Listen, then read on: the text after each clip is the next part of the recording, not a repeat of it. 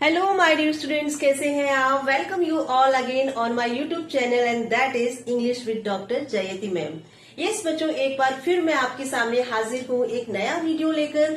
और ये जो वीडियो है ये मेरे उन स्टूडेंट्स की डिमांड पर है जो मुझे अक्सर फोन करते हैं, फोन पर कहते हैं या मुझे मिलते हैं तब भी बोलते हैं मैम आपका कोई नया वीडियो अपलोड नहीं हो रहा है, प्लीज कुछ नया वीडियो आप अपलोड करिए जिससे कि मैं ज्यादा से ज्यादा हम सभी कुछ सीख सकें, एग्जाम की और अच्छे से प्रिपरेशन कर सकें। यस स्टूडेंट्स, तो आपकी इस शिकायत को आज मैंने दूर किया है और ये बहुत ही इंटरेस्टिंग सा और बहुत ही मजेदार सा वीडियो मैं आपके लिए लेकर आई हूँ जिसको देखकर आप ना सिर्फ सीखेंगे बल्कि आपके अंदर एक फीलिंग, प्लेजर की, जॉय की भी आएगी कि इस वीडियो का जो इम्पैक्ट है वो आप पर बहुत बात तक रहने वाला है बच्चों। तो चलिए स्टार्ट करते हैं और देखते हैं कि आखिर वो क्या है।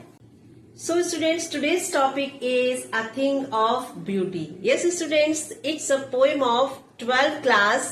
It's a part of Flamingo and this poem is composed by John Keats. John Keats is a very famous poet. He is a romantic poet. He is a sensuous poet. A poet who writes about senses. Yes students, as you know we have 5 senses. Eye, nose, tongue, ear, and skin. So John Keats writes about all these senses, about vision, about taste, about touch, about voices. So he is called poet of senses.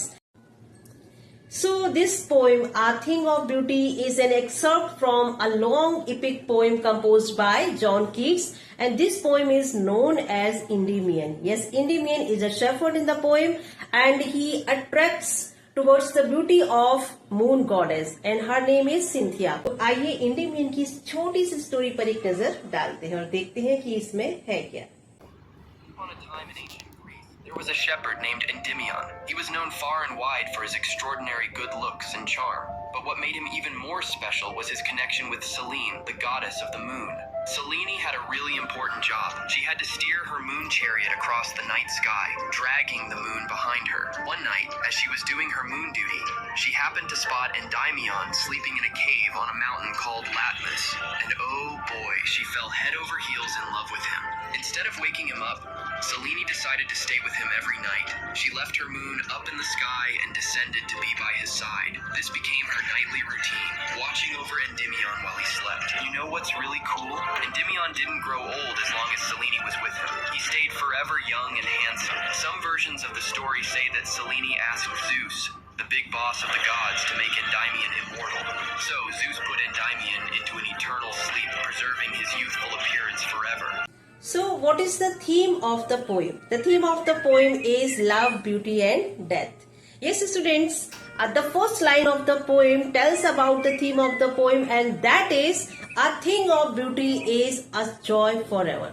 It means कोई भी चीज, कोई भी वस्तु जो beautiful है, जो सुंदर है, वो हमेशा प्लेजर का सोर्स होती है, खुशी का सोर्स होती है। और कोई भी ब्यूटीफुल चीज को देखने के बाद हमारे अंदर हमेशा एक गुड फीलिंग आती है, एक पॉजिटिव फीलिंग आती है और हमारे चेहरे पर एक प्यारी सी स्माइल आ जाती है। यस स्टूडेंट्स, ये जो पोएम है इसमें जॉन कीट्स कहते हैं कि जितने भी ब्यूटीफुल ऑब्जेक्ट्स हैं, वो चाहे नेचर बॉडीज हो, सन हो, मून हो, या फिर आपकी बर्ड्स हो, या शीप हो, या खिले हुए फ्लावर्स हो, ये सब हमको क्या देते हैं, इनकी ब्यूटी हमको क्या देती है। इनकी ब्यूटी ऑफकोर्स हमको एक प्लेजर देती है, खुशी देती है और हमको एक डिप्रेशन के मूड से निकालकर हमको ऑप्टिमिस्टिक आउटलुक रखने के लिए हमको मोटिवेट करती है। तो बच्चों, इसी तरह से ना सिर्फ नेचर बॉडीज बल्कि अगर हम बात करें मैन मेड थिंग्स की तो वो भी हमको ऑब्वियसली प्लेजर ही देती है, उनकी ब्यूटी हमको प्लेजर ही देती है।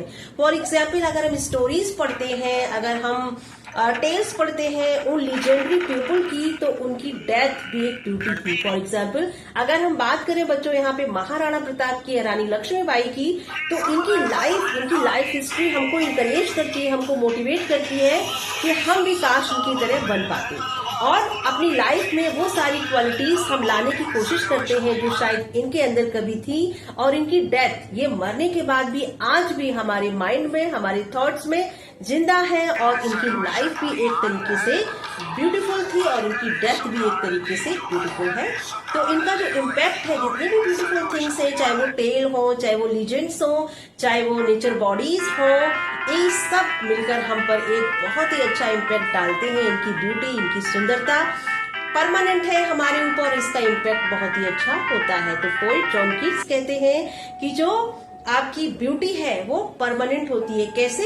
क्योंकि फिजिकल ब्यूटी तो टिके हो जाती है with the pass of time, लेकिन जो इटर्नल ब्यूटी है, जो स्पिरिचुअल ब्यूटी है, जो हमारे अंदर की सुंदरता है, हमारे विचार अच्छे हैं, हमारा बिहेवियर अच्छा है, तो शायद इसका इम्पैक्ट लाइफ लॉन्ग रहता है किसी भी पर्सन पर। और हमेशा जब भी हम उस चीज को याद करते हैं, उसकी सुंदरता को याद करते हैं, तो हमारे चेहरे पर एक बड़ी सी स्माइल आ जाती है और हम बहुत ही गुड फील करते हैं। Yes, dear students, as you would have seen in the previous year question papers that a central idea is asked in question paper and a comprehension is also asked in question paper. In comprehension, there is a stanza given in the paper and 4 to 5 questions are given based on the given stanza. So you have to give answer all the questions. So that's all, my dear students, for today, and I think you enjoyed a lot my video and you learned a lot from my video too. So if you like this video, please subscribe, please share, and please comment on my video. So see you in next video. Till then, bye bye.